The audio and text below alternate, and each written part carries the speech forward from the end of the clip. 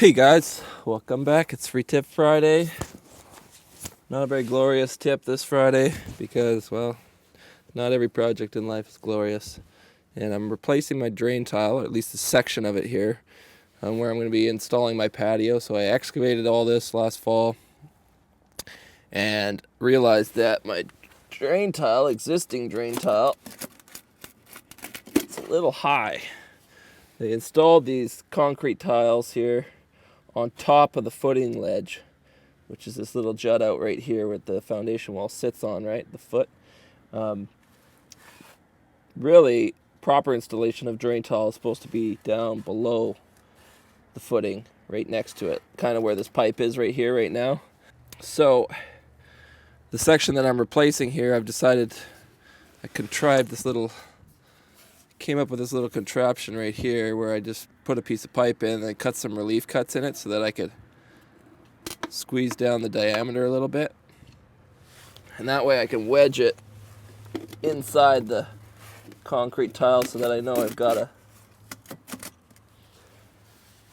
good fit. And because if you just butt the pipe up against there, dirt and stuff can get in there and eventually clog up your pipe. So you want to make sure that you are actually overlapping your pipes or fitting them into each other. That's the best solution I could come up with for marrying to the old concrete tiles here. In a perfect world, I'd just dig up all the drain tile around my house, but that's just a ton of excavating, and I'd have to rip out all these rock walls, and it would just be thousands of dollars, and I'm sure just a tedious nightmare. So the drain tile's still working, so that's why I'm going to just leave it as is, and obviously just upgrade this section here so that I don't ever have to excavate my patio if I do have to replace the drain tile. So I'm using these elbows here to step it down and get it below the footing.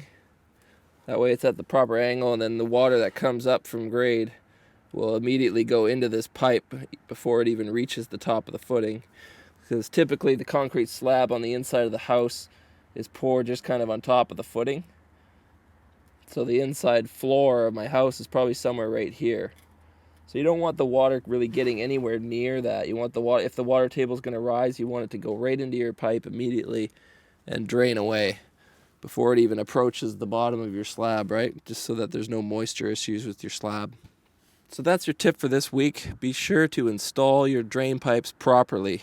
And you can see I've got a bunch of conduit here, and I've run the cable for the underground power to my shop kind of in the same trench right here, because I figured, why not? I got a trench dig, I'll just put my cables in there, and that way less chance of me ever digging into them down the road or somebody else digging into them. And your bonus tip for this week is another doozy. This pipe right here is a 2-inch Schedule 40 PVC pipe that's coming from the barn over there. We buried it in the trench, bedded in sand. This is going to be a pressurized septic line that's going to run from a sump pump. Is going to pump the sewage up this line, and then we're going to tee it into my sewer pipe coming out of my house going into the septic tank. Say all the time. So frustrating. Yeah, so there'll be a pump sunk in a tank right there, right? And as the tank fills up with shite, it'll trigger the pump, and then the pump will pump it up the line into here. So it's not high pressure, but just enough to get it up the hill and into the tank. Important thing to note when you're burying pipes or cables or anything, I've got a trench running this way with the cables that go to the corner of my barn there. And then this is going to be the septic line, obviously. But when you bed the pipes in sand, that's a typical installation, is you always bed cables or pipes in sand. Some say it's just a telltale that if you're digging a trench and you run into sand, you stop because there's likely a pipe there. Others people say it's for seismic stuff, that in an earthquake, the pipes are less likely to rupture if they're bedded in sand. I guess they can move or flex a little bit better. So either way, probably both are true. Just bed your pipes in sand, at least 6 inches of sand on top. And then what I've done is I've buried another 6 inches of soil on top of that sand, and then I lay caution tape in the trench just to, 4, 5, 6 inches below the surface.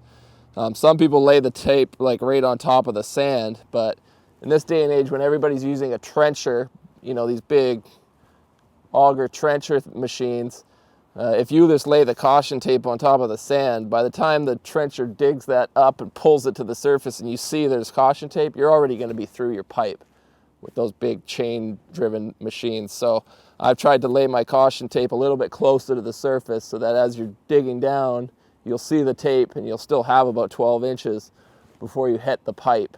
So probably a better chance that you're going to save whatever you're digging through if your caution tape is closer to the surface, right? So that's your bonus tip, and it's pretty awesome.